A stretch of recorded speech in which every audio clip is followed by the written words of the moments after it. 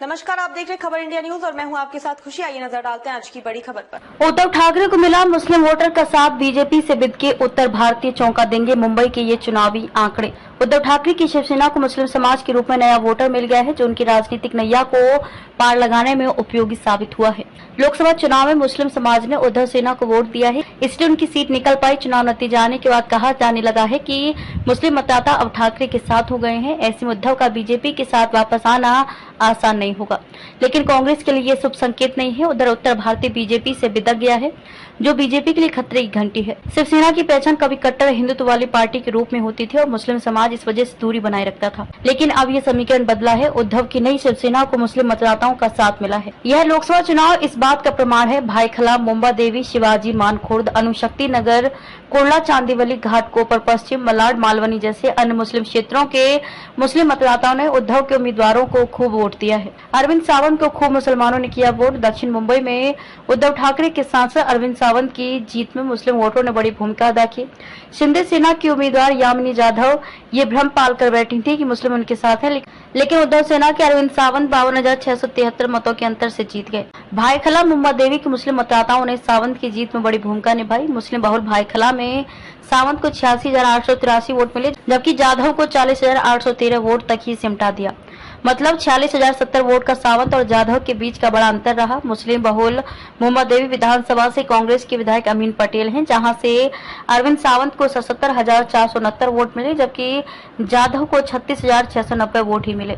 इन दोनों ही मुस्लिम बहुल विधानसभा सीट ने अरविंद सावंत की जीत की हैट्रिक लगाने में मदद की। दलित और मुस्लिम बहुल धारावी से बरसे उद्धव पर वोट। दक्षिण मध्य मुंबई सीट से सिंधे सेना के सांसद राहुल शेवाले का विकेट लेने में अनुशक्ति नगर विधानसभा की बड़ी भूमिका रही। अनुशक्ति नगर से एनसीपी के विधायक नवाब मलिक हैं, जहां से उद्धव सेना के अनिल देसाई को 79,767 वोट और राहुल शेवाले को 50,684 वोट मिले। दलित और मुस्लिम बहुल धारावी विधानसभा क्षेत्र में अनिल देसाई को 76,677 और शेवाले को 39,520 वोट मिले। देसाई ने शेवाले को 53,384 मतों के अंतर से पराजित किया है। अबू आजमी की विधानसभा से मिले खूब वोट। उत्तर पूर्व लोकसभा सीट पर उद्धव सेना के संजय दीना पाटिल 29,861 मतों के अंतर से जीते हैं। उनकी जीत में मानखुर्द नगर शिवाजी विधानसभा के मुस्लिम मतदाताओं ने बड़ी भूमिका निभाई है। यहां से संजय को 1,16,072 वोट मिले, जबकि बीजेपी के मिहिर कोटेचा को महज 28,101 वोट ही मिले हैं। मतलब संजय पाटिल और कोटेचा के बीच 87,971 वोट का अंतर रहा।